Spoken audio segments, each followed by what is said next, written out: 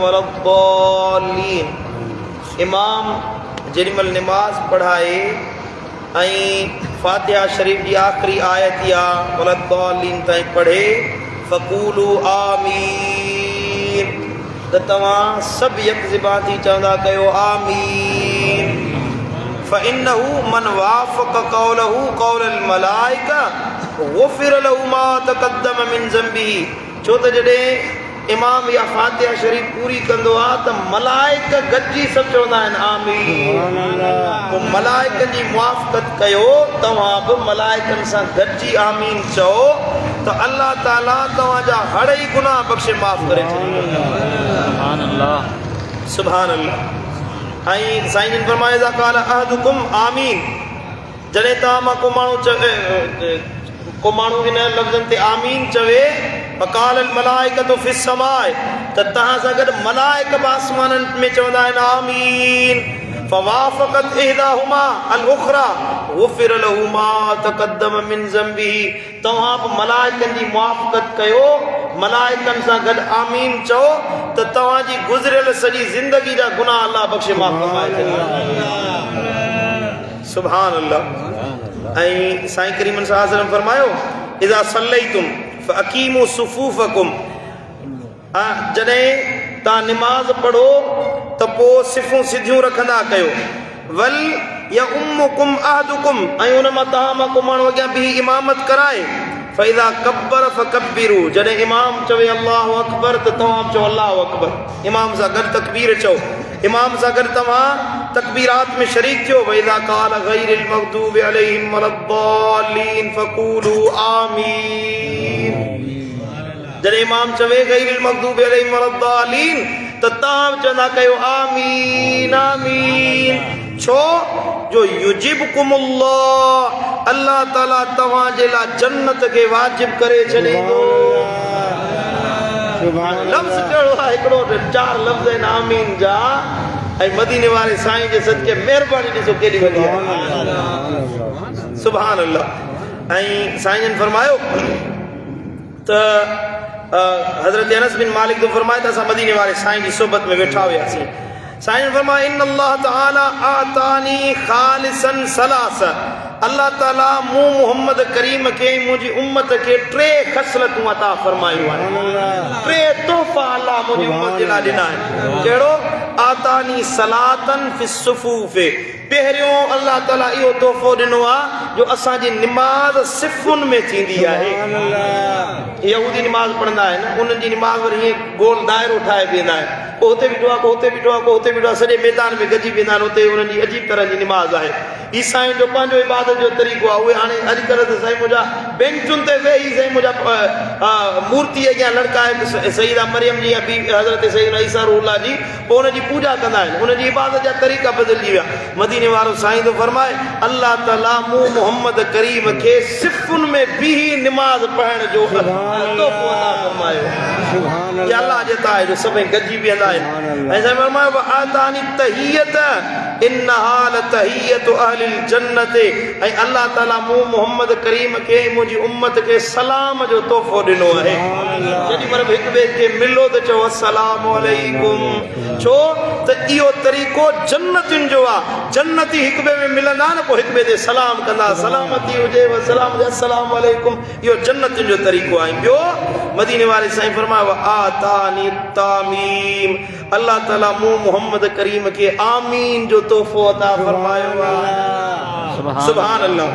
पोइ मदीने वारे साईं फरमायो त यहूदी मां हसदतकुम अल यहूद अला शैइन, तव्हां मां कंहिं बि ॻाल्हि ते यहूदी तव्हां सां एतिरो हसद नथा कनि जेतिरो तव्हांजे आमीन चवण ते हसद कंदा आहिनि। छो त जॾहिं तव्हां आमीन चवंदा आहियो न, अल्लाह ताला तव्हांजा हर ई गुनाह बख़्शे माफ़ फरमाए छॾींदो।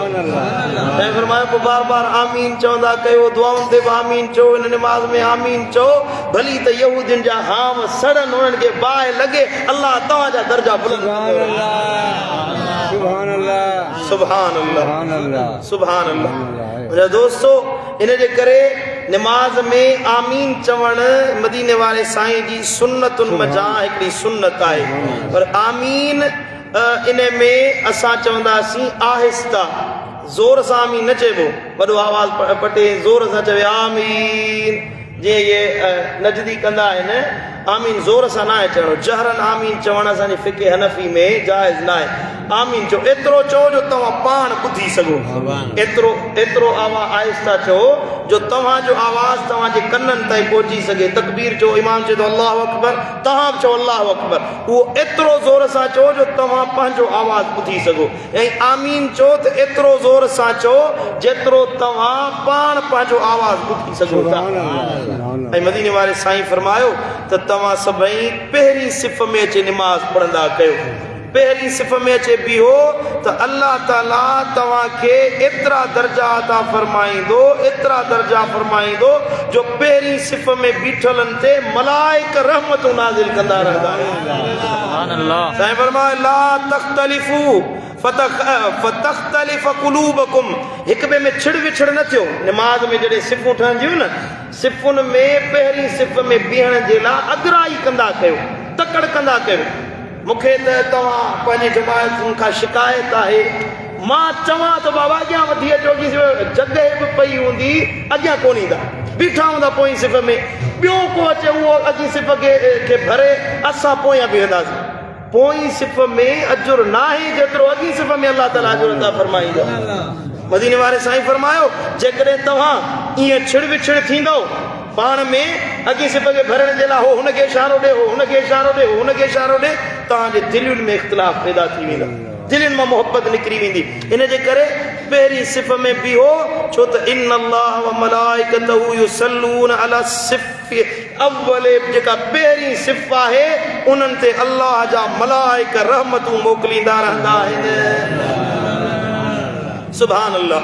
ऐं मदीने वारे साईं फरमायो त हिकिड़ो दफ़ो साईं फरमायो इन्नल्लाह व मलाइकतहू युसल्लून अला सफ़िल अव्वल, अल्लाह ताला पहिरीं सिफ़ वारनि ते रब हुन जा मलाइक रहमतूं मोकिलींदा आहिनि, सलात पढ़ंदा आहिनि। कालू या रसूल अल्लाह व अला सानी, त ॿी सिफ़ में बीठल जेके उन्हनि जो या रसूल अल्लाह जेके ॿी सिफ़ में बीठा आहिनि उन्हनि जे लाइ का दुआ घुरो।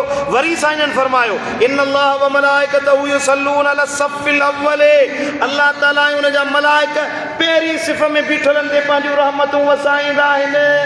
त टियों दफ़ो सहाबा किराम चयो अल सानी, या रसूल अल्लाह जेके ॿी सिफ़ में वेठा आहिनि उन्हनि ते रहमतूं न थींदियूं। पोइ साईं ने फरमायो अल सानी, अल्लाह साईं हुन जा मलाइक पोइ उन्हनि ते रहमतूं वसाईंदा आहिनि। माना पहिरीं सिफ़ में बीठलनि जो अजुर पोयुनि सिफ़ुनि खां 3 गुना वधीक अल्लाह ताला बणायो आहे।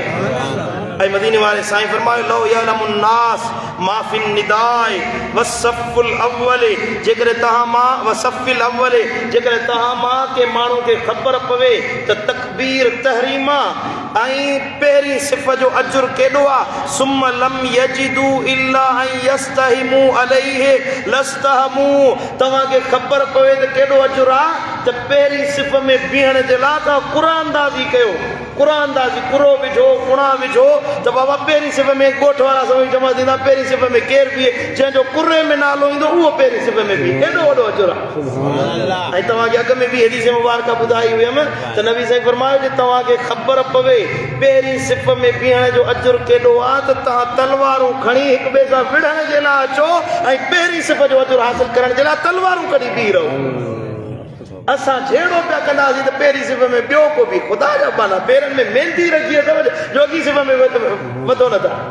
मुंहिंजो दिलवर नबी थो फरमाए इन्नल्लाह व मलाइकतहू युसल्लून अलल लज़ीना यसिलून अस्सुफूफ, उहे माण्हू जेके सिफ़ुनि में बि निमाज़ पढ़नि था उन्हनि ते अल्लाह जा मलाइक रहमतूं मोकिलींदा रहंदा आहिनि। वमन सद फुरजतन रफ़अहुल्लाहु बिहा दरजतन, जेकॾहिं अॻी सिफ़ में जाइ ख़ाली आहे तो पोइ सिफ़ वारो अॻियां वधी अचे पहिरीं सिफ़ खे मुकमल करे त अल्लाह ताला वरी उन जा दर्जा बुलंद फरमाए छॾींदो आहे।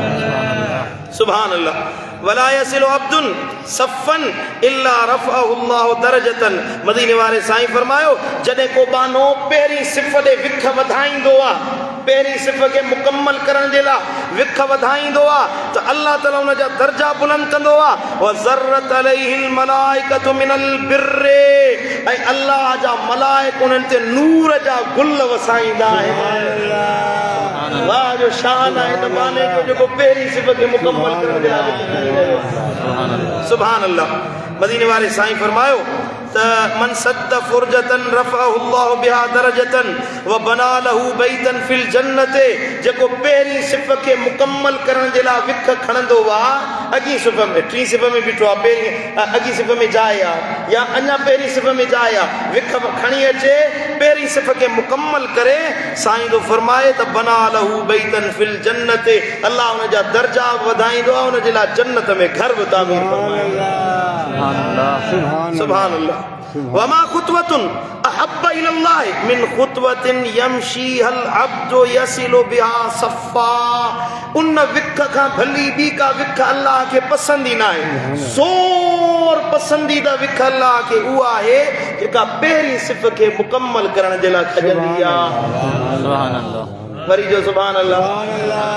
पहिरीं सिफ़ मुकम्मल कयो मदीने वाले साईं फरमायो जे पहिरीं सिफ़ में इख़्तिलाफ़ कंदो बीहण में तव्हांजे दिलनि में इख़्तिलाफ़ थी वेंदा इहो वॾो अज़ाब आहे वॾो अज़ाब आहे दिलनि में नफ़रत पैदा थी वञे बीठा सिफ़ में आहियूं हिक ॿिए खे नथा वणो हिक ॿिए खे जो चहिरो नथो वणे ॻाल्हि नथी वणे बीठा निमाज़ में आहियूं इहो इन जे करे जो असां सिफ़ुनि जो ख़्यालु नथा कयूं पंहिंजूं सिफ़ूं सिधियूं कयो ऐं पहिरियूं सिफ़ूं मुकम्मल कयो त अल्लाह ताला जी रहमत जा हक़दार बणिजी वञो अल्लाह ताला शाल अमल जी तौफ़ीक़ अता फ़रमाए